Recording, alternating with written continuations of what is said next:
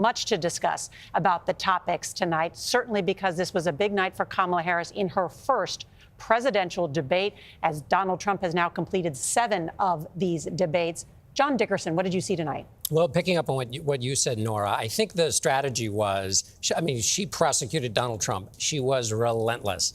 And I think it was, when they teach you about writing, they say show and don't tell. Everybody knows pretty much the story about Donald Trump, so they weren't learning new information. But by baiting him, I think the intent was to say, now look at the way he's behaving. And he did get emotional at times, talking at one point about cats. And had some other people eating cats and dogs, which was very hard to follow. But I think in that emotional moment, which he's going to be on the wrong side of the replays, part of this is what gets replayed the next day.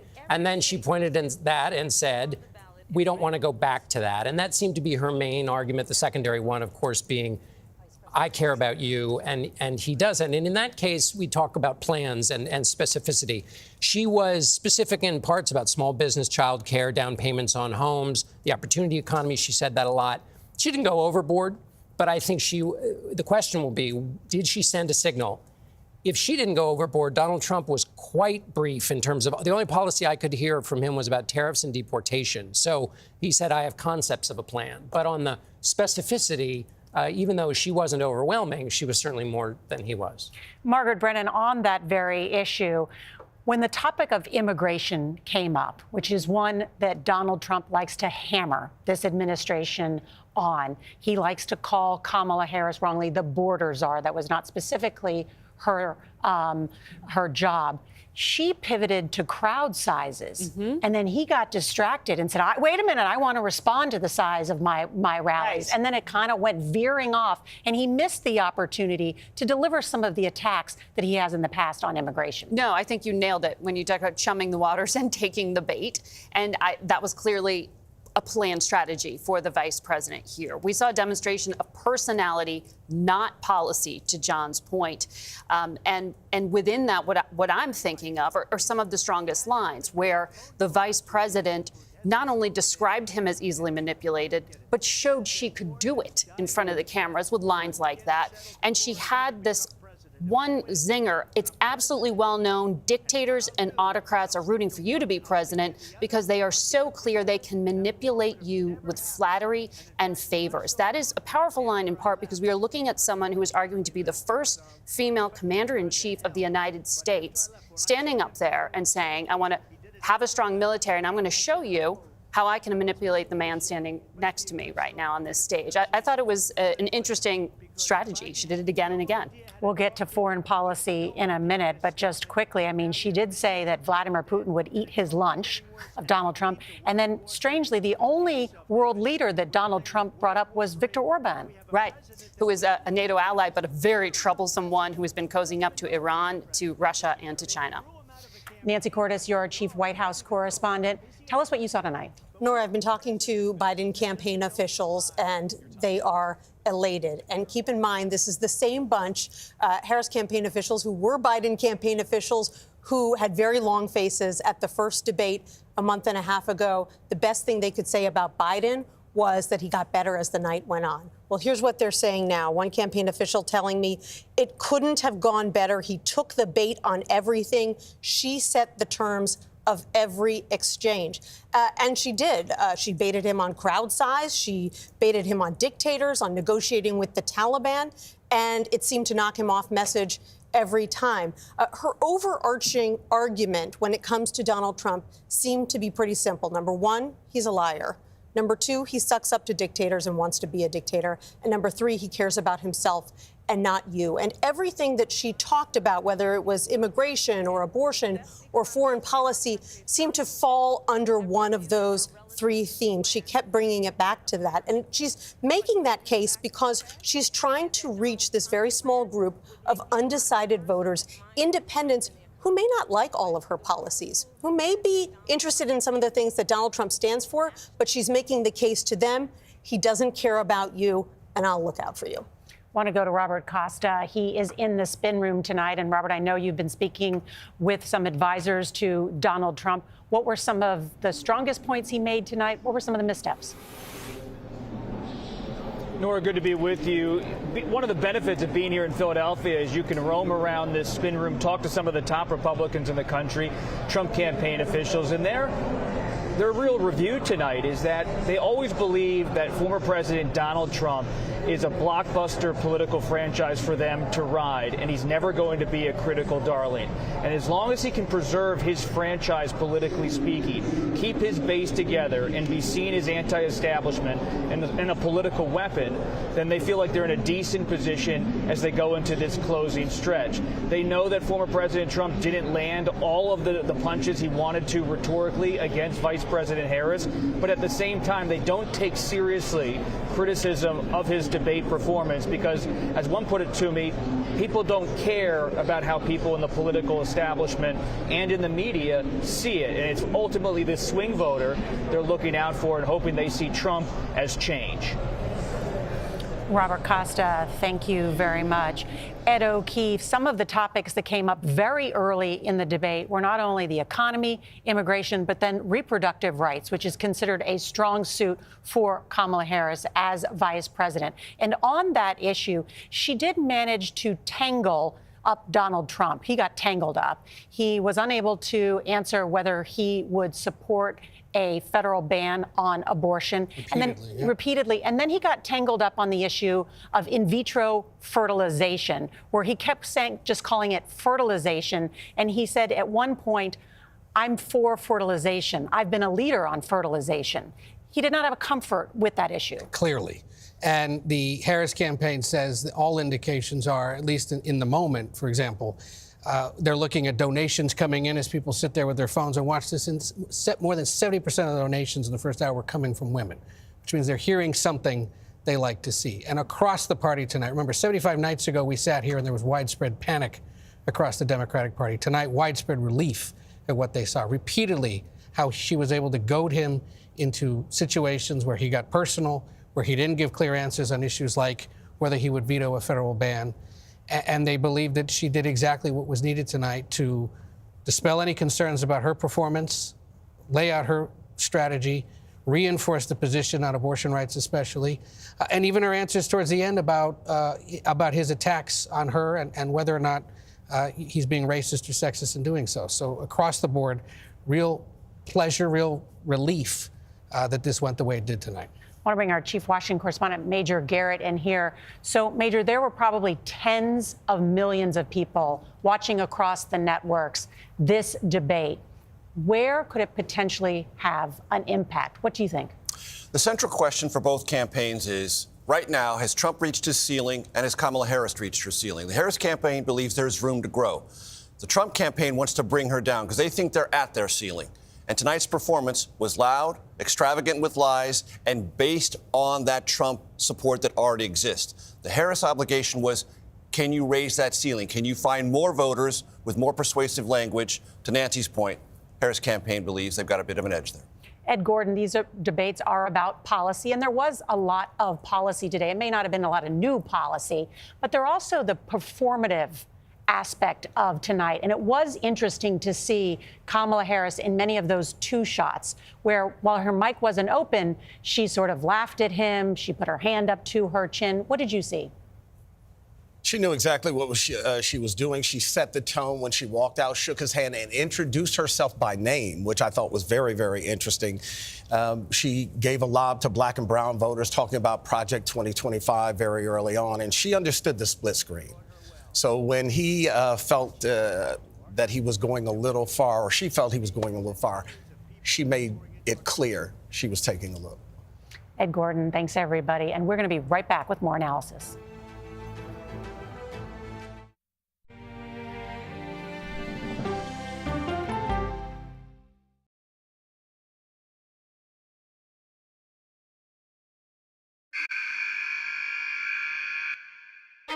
I had progressively fallen deeper into the world of online sports betting. The risk is the rush. What do you think is driving the spike in popularity? I think it's legality. If it's legal, I'm going to use it. There are ways to bet when you are 18. We've created an epidemic of child gambling. You can't walk into a male dormitory in a college campus without sports betting happening. It's America's most neglected problem. I use sports betting as a way to escape, when in reality, I'm choosing self-destruction. Whatever I had left, it was gone. The purpose of the industry is to get you to play to extinction. And that means until all your money is gone.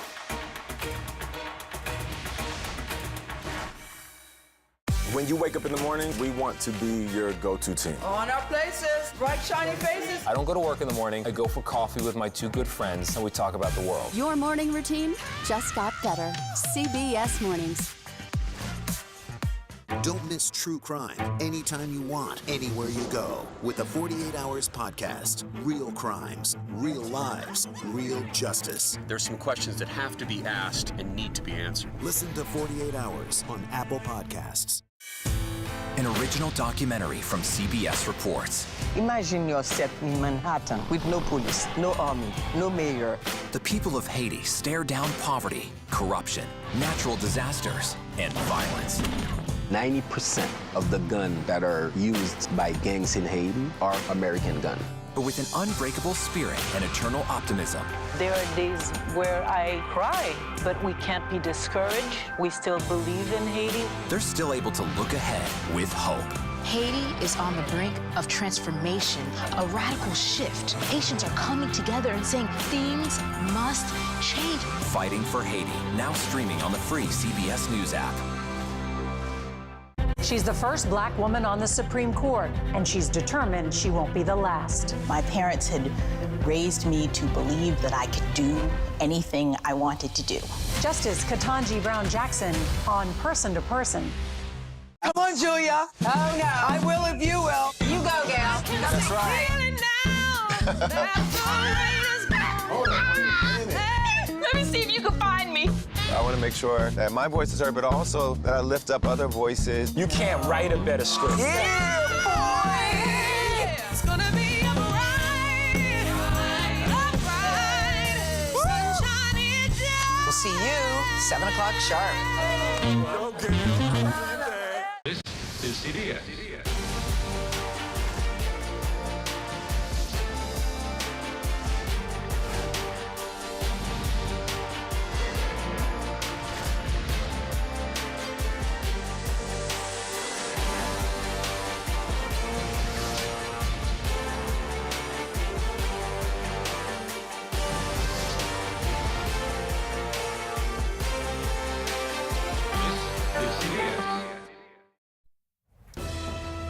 There's so much more to talk about. Our coverage will continue on CBS News 24/7 and on your local news. Good night. Are you confident that there will be a peaceful transfer of power? President Biden's first interview since his historic announcement on CBS Sunday Morning. Come on, Julia. Oh, no. I will if you will. You go, gal. That's right. Let me see if you can find me. I want to make sure that my voice is heard, but also that I lift up other voices. You can't write a better script. Yeah, boy! It's gonna be a bright, sunshiny day. We'll see you 7 o'clock sharp. This is CBS.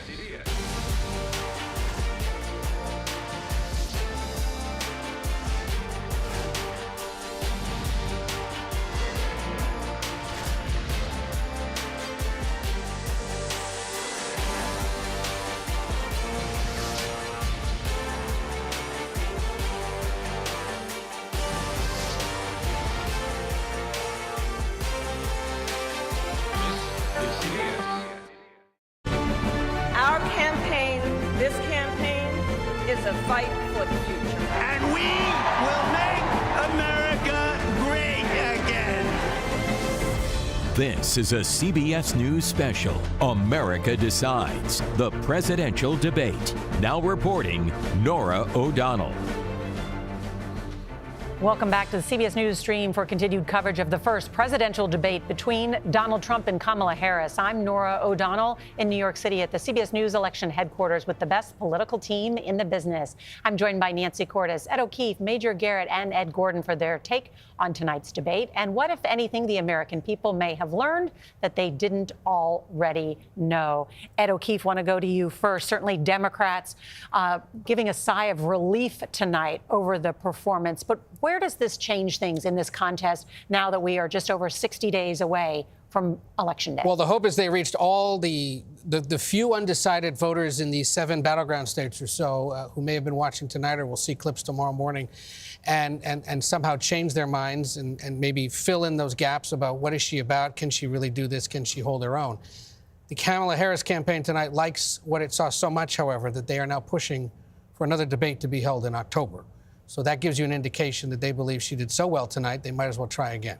Whether the Trump team would ever consent to that, whether it'll ever happen, remains to be seen. But you will be hearing senior aides across the campaign, across the Democratic Party, pushing for another debate to be held. But in talking to lawmakers, other operatives, senior aides to people across the country, governors, they're just completely elated by what they saw, believing that she just consistently goaded him into a corner, had him fall for questions about crowd size, his relations with world leaders. As one operative put it to me, she emasculated him on television tonight, and it worked to great effect.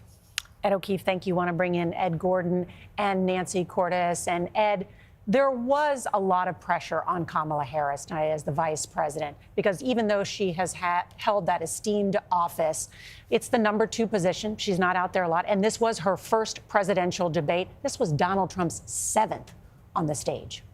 Without question. And one of the things that a number of people were wanting to see is if she could not only step up to the task, but keep this momentum going. I mentioned at the start that I was with some donors, large donors on the West Coast over the weekend, and they said if she performed well, it was going to make it so much easier to keep these big dollars rolling in. I just got a response, $, $, $. They are very pleased. Ed, I think you hit it. Elation would be the word. Within the Democratic base and the Democratic elite. Nancy Cordes, Kamala Harris seemed to have a strategy going into this. She trained, she practiced, she studied hard on this issue. She kept chumming the waters, and it looked like Donald Trump took the bait. She's a former prosecutor, and she's been doing this for a long time, and she has studied him and knows the topics that get under his skin.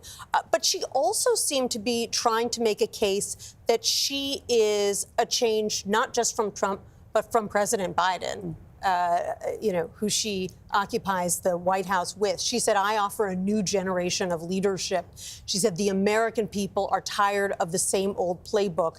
She even at one point said, let's not go back. And speaking directly to voters, she said, if you don't like what you see here, there is a place for you in our campaign to stand for the rule of law against chaos. She's trying to make the case that Trump is yesterday's news, that he's old and tired, beyond, questions of truth and lies and beyond questions about his criminal record.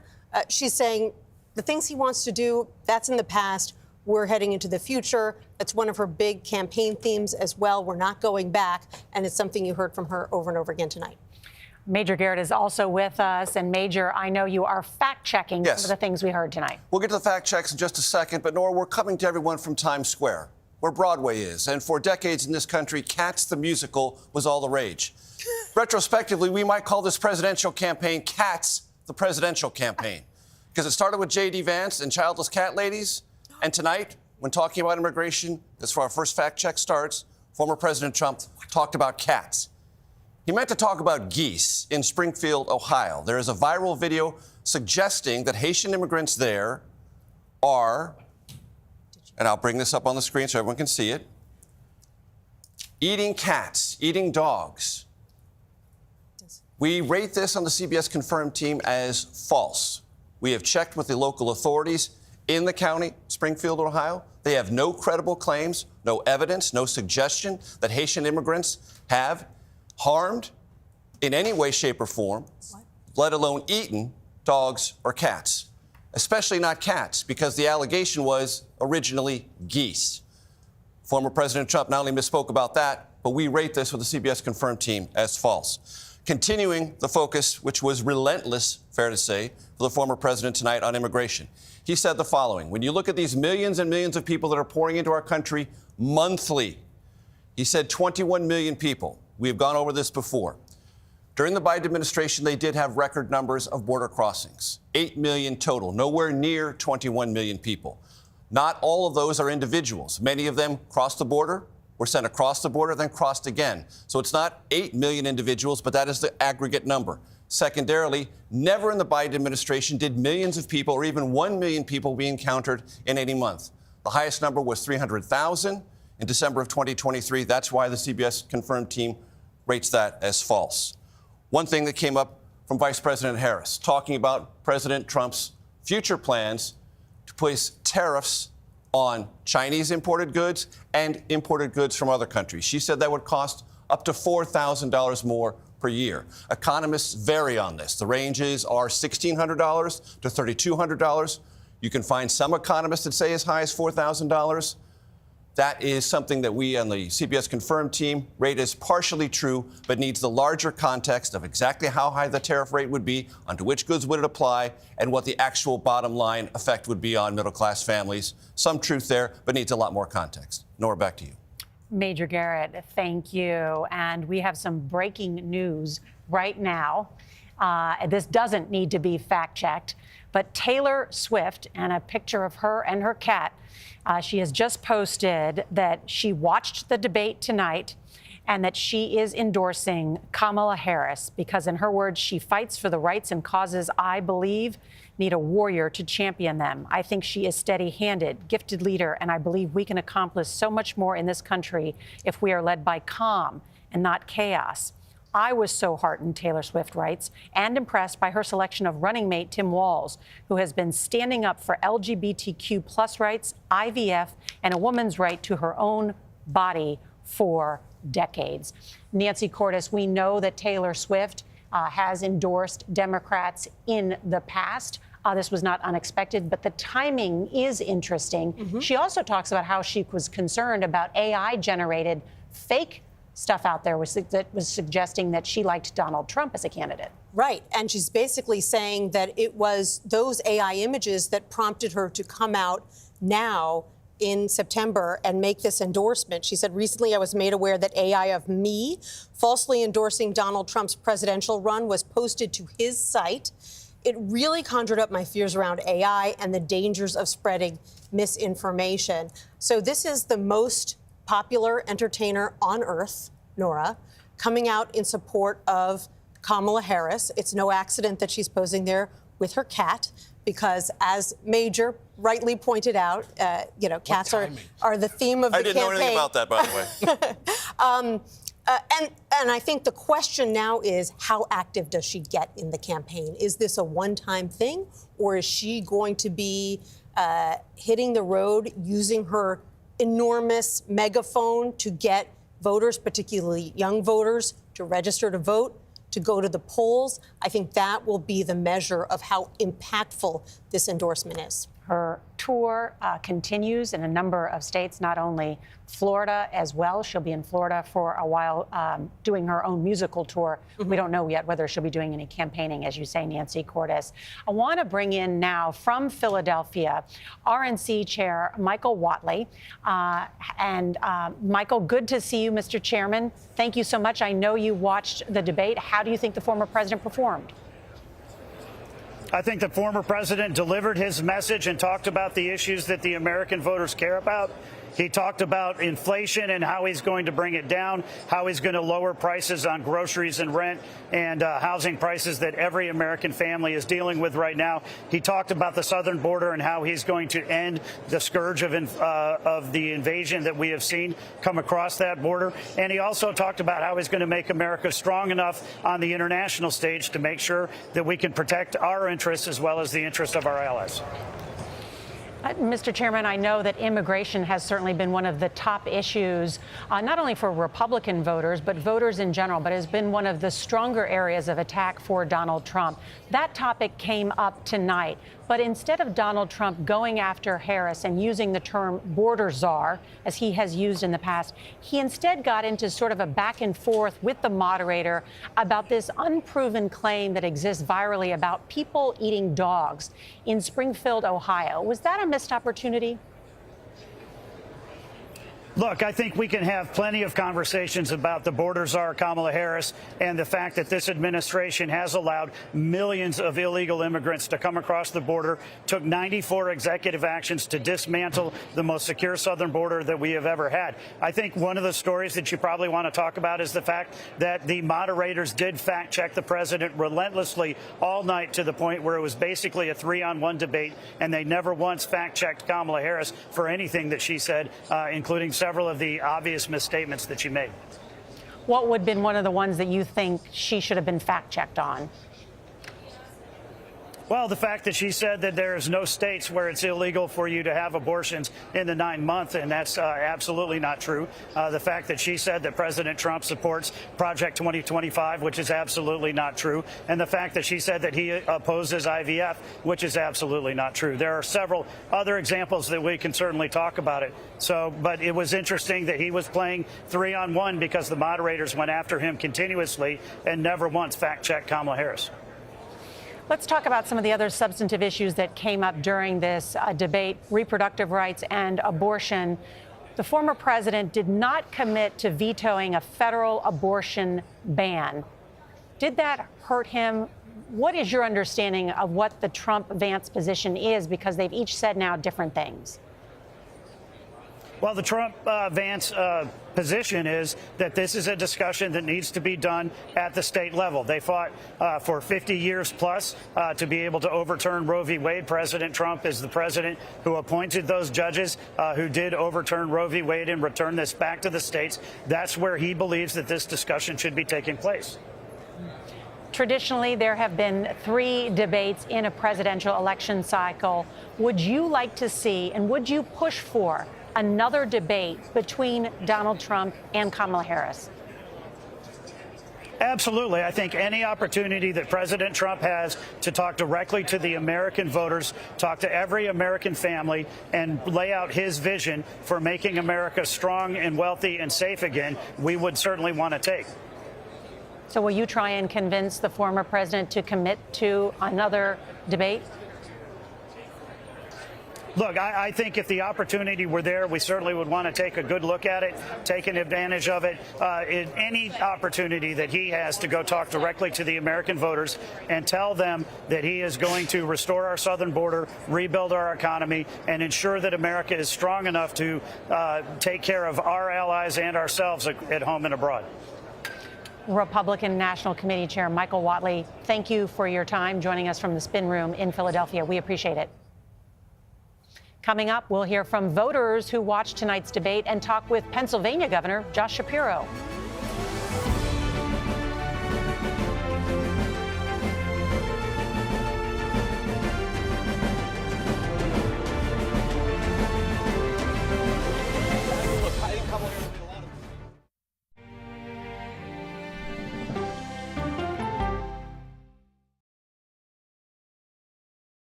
These are the stories 1, 2, 3, go! Of we, the people. We're trying to generate our own hope. It's a huge deal. I'm enabling them to feel valued. Eye on America. Weeknights on the CBS Evening News with Norah O'Donnell. I had progressively fallen deeper into the world of online sports betting. The risk is the rush. What do you think is driving the spike in popularity? I think it's legality. If it's legal, I'm going to use it. There are ways to bet when you are 18. We've created an epidemic of child gambling. You can't walk into a male dormitory in a college campus without sports betting happening. It's America's most neglected problem. I used sports betting as a way to escape, when in reality, I'm choosing self-destruction. Whatever I had left, it was gone. The purpose of the industry is to get you to play to extinction. And that means until all your money is gone. Go to the ends of the earth. Reach for the stars. Yeah, I just took off.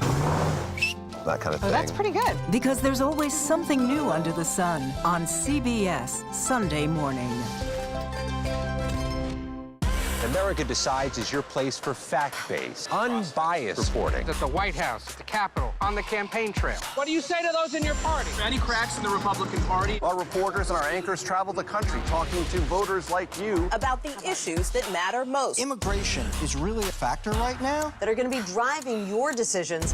What would you say to those who say, look, that's just democracy at work? Listening to you and bringing your voice into our coverage. I want a strong, proud America. Is democracy on the ballot in 2024? Let us help you decide. America Decides. Stream our expanded one-hour program Monday through Thursday at 5 p.m. Eastern. exclusively on CBS News 24/7, the streaming home of CBS News. People with developmental disabilities were once sequestered by the hundreds of thousands in institutions. Many of our fellow citizens are suffering tremendously because lack of attention, lack of imagination, lack of adequate manpower. Disability activists have since torn down barriers blocking them from living at home or in the community. We conclude that Title II of the ADA requires states to provide community-based treatment for persons with mental disabilities. But of the 16,000 people who remain in state-operated institutions, half are in 5 states, and Illinois is one of them. I don't want to live in the institution. It makes me feel discriminated against. Do you think there are people living in institutions in Illinois that don't need to be living there? Yeah, because they're proving it as soon as they get out.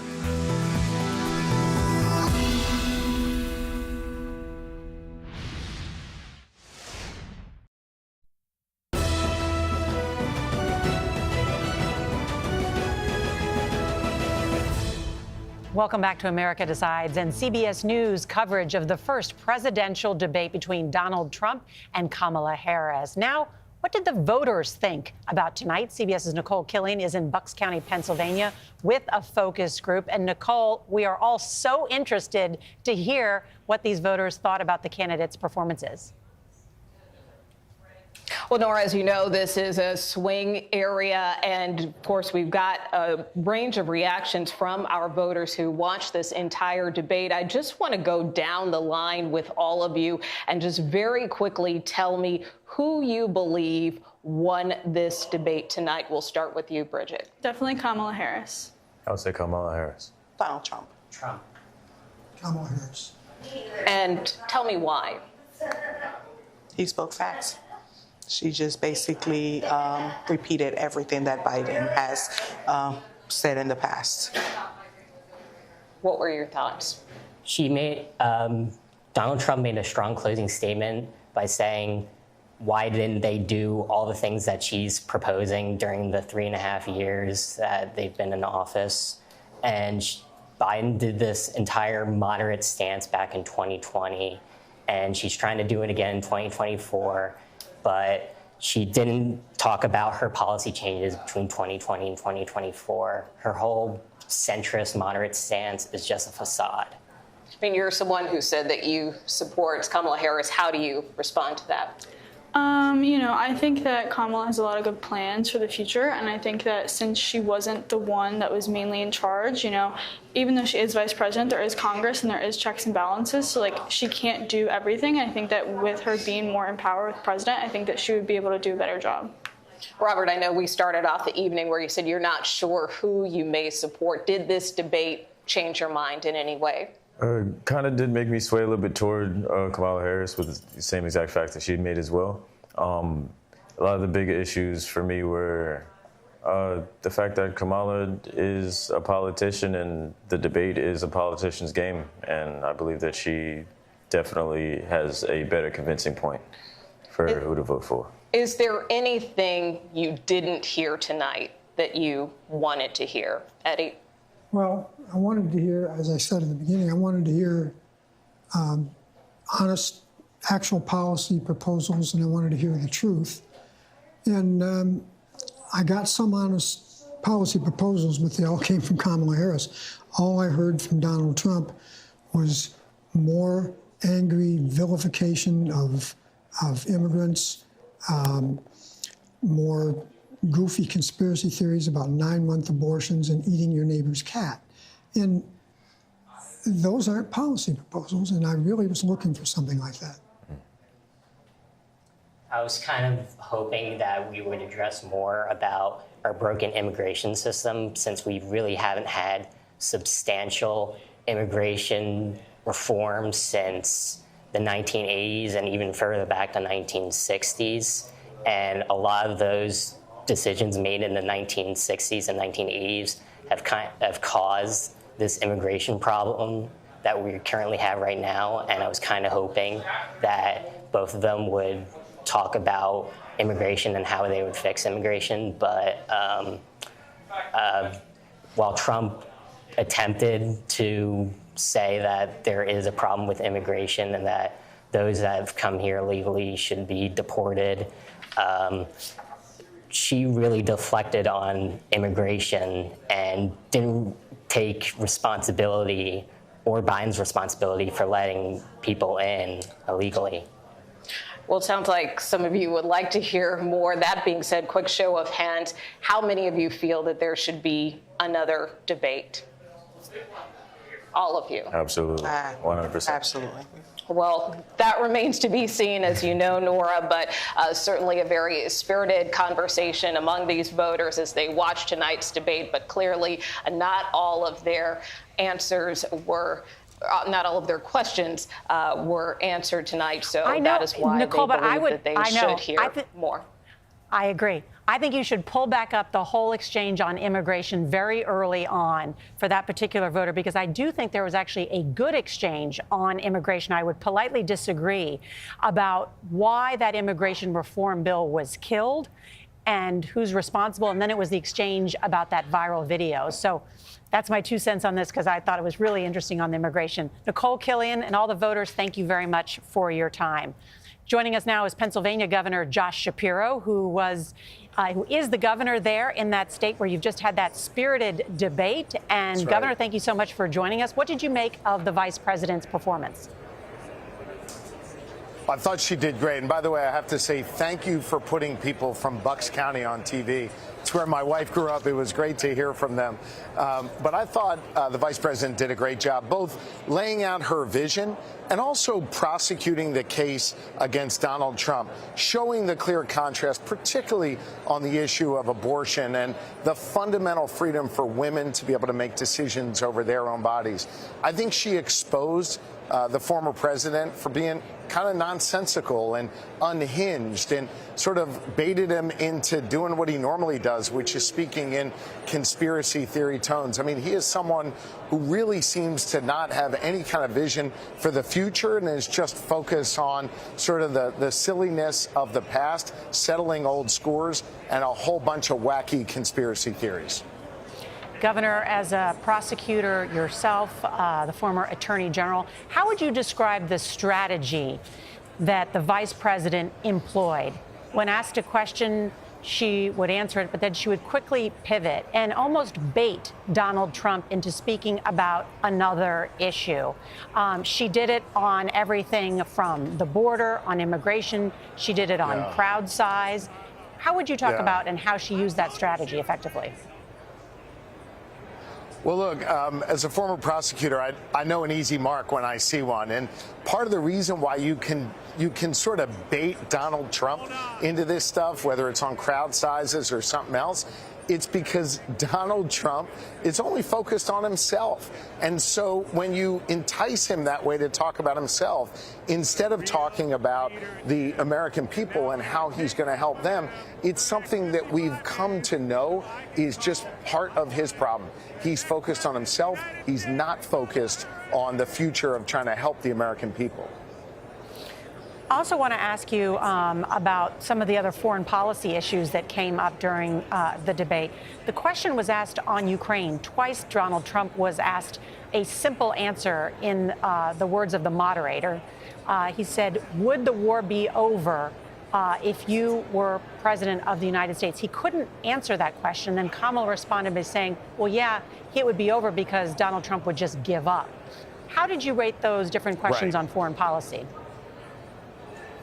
Yeah, I thought she handled herself really well on foreign policy, and all Donald Trump did was say, well, it would have never happened this way and never would have happened that way, and offered absolutely no concrete evidence for that. What we do know, and I thought Kamala Harris prosecuted this case effectively, is that Trump would just give Putin and give Russia exactly what they want, and would make that entire region less stable, would put NATO at extraordinary risk, NATO countries and our allies at extraordinary risk. And so I think what she did there was really, really effective. Pennsylvania, I don't have to tell you, is the nation's second largest producer of natural gas.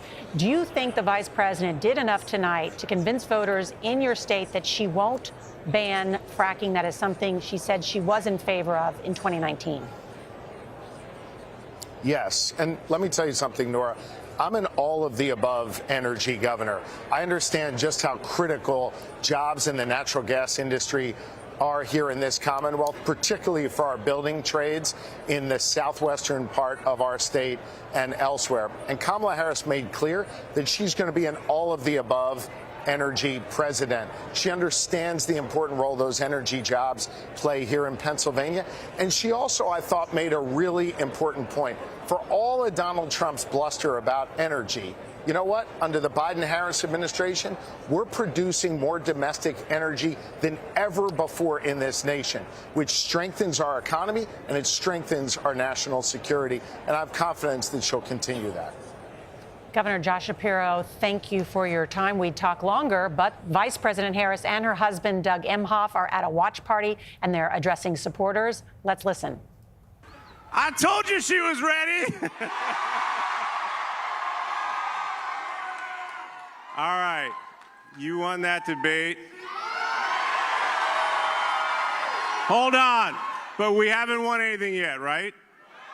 So we got to take this energy, we got to take this momentum, and she showed everyone, especially Donald Trump, what a real leader is. And now we're going to take this momentum for the next 55 days so I can call my wife the next president of the United States, Kamala Harris!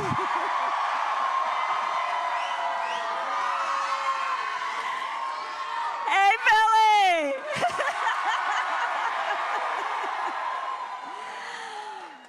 All right, so you guys know how I am. Okay, today was a good day. We got to work tomorrow.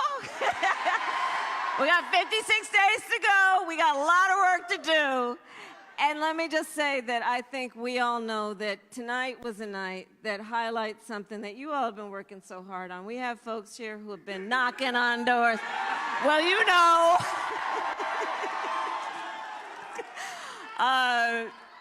But we have a lot of work to do, okay? And tonight, I think, highlighted for the American people what's at stake. I started the debate by talking about it, and it became apparent, I think, throughout that about an hour and a half, that,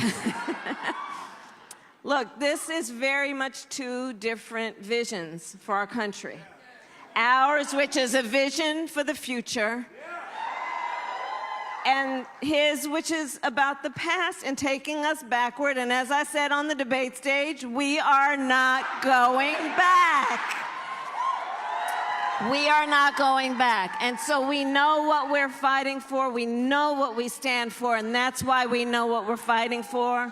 We're fighting for the dignity of all people. We're fighting for the dignity of work. We are fighting for middle-class families. We are fighting to uplift people, understanding the true measure of the strength of a leader is not based on who you beat down, it's based on who you lift up. That's what we stand for. And so we've got some work to do because, listen, I think that we think today was a good day, and it kind of was. But we have 56 days to go, and guys, we're still the underdogs in this race. It's tight. We have got to win Pennsylvania, and we are going to win Pennsylvania, and it is because of you. It is because of you who have signed up, who have volunteered. You are organizing. You're helping us to email and text and knock on doors and talk to your neighbors and your friends. And here's the thing about the spirit of our campaign. It is people-driven. It is about the people. It is about uplifting our country. This is a campaign born out of love of country. We love our country. We believe in who we are. We believe in the American people. This is a campaign about bringing folks together, knowing the vast majority of us have so much more in common than what separates us. It is about inclusion, and it is not about division, and it is not about demeaning and name-calling. It is about lifting folks up, working folks, families, children, people who are not just trying to get by, but trying to get ahead. That's what we stand for. So let's get out here for these next 56 days. Hard work is good work, and we will win. We will win. See you later. And that was the Vice President of the United States, Kamala Harris, just a short time ago with her husband before a group of supporters there after, just according to her husband, winning the debate. But also, you can hear the song being played there. Because if I was the man, I'd be the man. That's Taylor Swift, for those of you not familiar with her. And Taylor Swift posing today with her cat, endorsing Kamala Harris and Tim Walz, and signing her lengthy Instagram post as Nancy Cordes. Childless cat lady. She is probably the most, she's the most famous and successful music star in the world. And she's also owning that she is a single, childless cat lady. With 3 cats. As I she's said a posing moment with ago, Benjamin there. Cats. The You know presidential the name campaign. Of the cat, Nancy? That's impressive. Trademark. This is core to the lore. In the era of TikTok, this may actually mean something for people who pick up a lot of their news, certainly online, and gets them interested in these sorts of, different things. It does, in some ways, invite interest for people who are perhaps low information voters, don't have the time because they're working or in school to follow politics very closely. Ed and Nancy know this as well as I do. Some Democrats were nervous about tonight. Could Kamala Harris, the vice president, add to the momentum? Would this be a circuit breaker to what she carried out of the Democratic National Convention? Moments like this indicate additive cultural momentum. It's a big deal. Important to remember, however, and that is an excellent point, and they are feeling great, and they will take this momentum and they will take it to Charlotte on Thursday. They will take it to Wilkes-Barre, Pennsylvania, back to Pennsylvania on Friday. But we all covered the Hillary Clinton, Donald Trump debates back in 2016, and voters said that she won all 3 of those debates by a sizable margin. It was not close, and she still went on to lose the election. We should note, though, that they are steadfast in saying we haven't won anything. They like the position of underdog. They essentially want to keep that even as they keep winning. So I think that we're going to hear that until Election Day. And as far as another debate goes, it'll be interesting to see. I would think people are going to be skeptical in Trump's camp whether he should do it again. But I think if you play to his ego, he's going to want to get back out. Well, bringing up Donald Trump, he just showed up in the spin room. So let's listen in what he had to say. Everybody got to step back. We even have a stanchion anymore. You're on the wrong step side. Back. Mr. President. On the abortion ban. Step back, step back, step back. We got to close it off. Yep. Mr. President, on the abortion ban. On the abortion ban. Guys, step back, please. Step back. About the moderators. I knew it was your great. What is your reaction to Taylor Swift's endorsement? What is your reaction to Taylor Swift's endorsement of Kamala Harris? I have no idea. Mr. President. Why didn't you look at her? Harris again. When Republicans are complaining about moderators, does that mean the phone down? No, I thought the moderators killing us all here. It basically was 3-on-1, but I thought they were very unfair to moderators. Everybody did. But despite that, they're saying that the debate was. Yeah, I assume the moderators would be right there. Why would you say that people are eating dogs in Springfield? Oh, it's true. You take a look at it. No, it's nonsense. The local authorities say. Well, you could check it out. Do you think you're going to lose? Check with the authorities. Do you think you're going to lose the Haitian vote with these claims about eating I really cats? don't know. I mean, I really don't know. I just say, all I do is say the truth. I say the truth. If I lose votes or gain votes, I don't care. But This was my best debate. I thought it was very good. I thought she was very weak on foreign policy. She was very weak on the border, and I'm very happy with her. Not on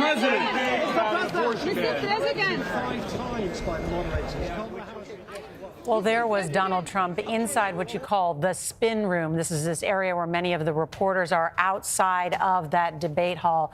Major Garrett, what does it say that Donald Trump decided to join this melee? Classic counter-programming by the president. He did not want the only images of tonight to be the debate. He wanted a counter-image after the debate to show he was not in any way afraid of discussing the debate, to constantly reaffirm, hey, whatever you think happened, I think I did great. My people tell me I did great. This is how he is trying to cope with this. I talked to a senior Trump advisor today who said he might go to the spin room after the debate. I said, will he go there triumphantly or essentially in a posture of cleanup on aisle 10? And he said, we don't know yet. This was cleanup on aisle 10. Let's go now to Robert Costa, who has been inside the spin room for much of the night. Robert, your take on Donald Trump's appearance there. It's another episode in an episodic moment in American political history. You began the evening, Nora, by playing that video montage about the succession of events that have happened since the summer. And this is yet another event that seems like a defining moment, and it will define part of the political story, where we are now in churning waters. Former President Trump emerging in the spin room here, President Biden exiting the race, Vice President Kamala Harris feeling confident about tonight, but weeks lie ahead on the horizon. This will be a knockout, drag-out fight for the American presidency, unlike anything we've ever seen before, because you have a combative candidate in Trump who is confident in his own way and believes he has a movement behind him, even if some of his own allies believe his campaign now has hit a rough patch. Robert Costa, thank you. Want to check in with Weijia Jiang, who has been following the Harris campaign and is also there in Philadelphia tonight. Weijia, and what are you hearing from advisors close to the vice president? Nora, since the moment the debate started, aides were celebrating, saying that she had such a strong start by going out of her way to introduce herself to the former president, and they point to that as one of the strongest moments of the night. And then throughout the night, the texts were pouring in about how much of a command she had, how presidential she was, how she accomplished everything she set out to do. They say that she defined herself on where she stands on the issues, that she shared bits of her personal story, and of course went after Trump. And Nora, what I found was so interesting was that the Harris campaign essentially opened up their playbook for the preparation for this debate. We had been reporting for days about how she really wanted to rattle Trump and needle him because they were so frustrated that they claimed that America had Trump amnesia, in their words, that they had forgotten what he was really like, and that she was going to try to get under his skin. And the Trump folks, they heard it just like us because it was in our reporting, but they didn't tweak his strategy and his response. And as we've been talking about all night, he took the bait. Of course, the other part of that was that she wanted to remain cool and collected, and she took attacks from a Trump stand-in because she wanted to practice knowing that her face would also be on the screen. And they'd say she was able to do that as well. And so not only are they celebrating, they are challenging Trump to a second debate. And as far as I know and have seen so far in notes, he has not responded. Nora?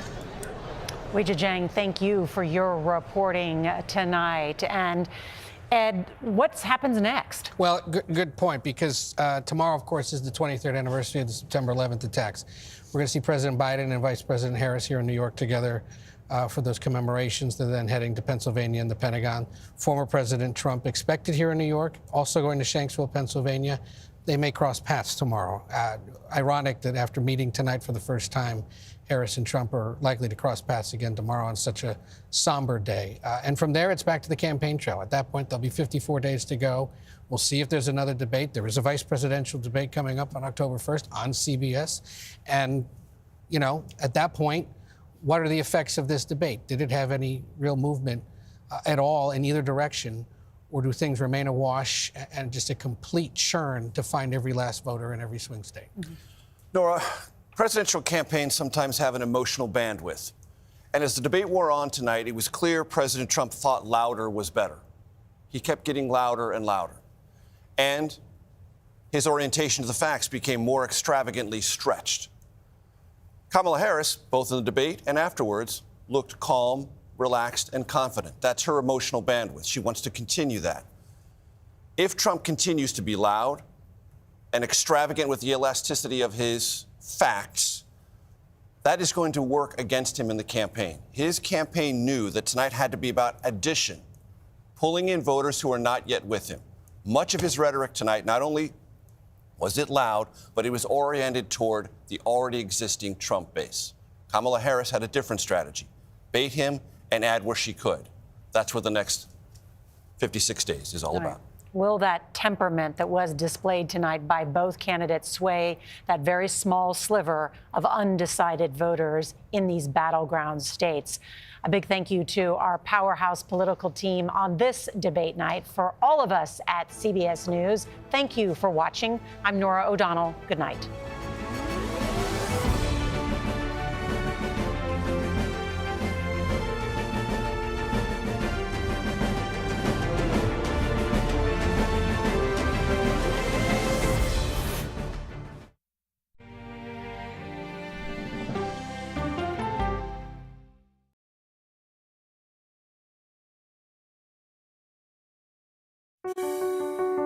Washington is the seat of power. National security, foreign policy, global economics, every story comes through Washington in some way. We bring some of the most powerful voices in America to the table.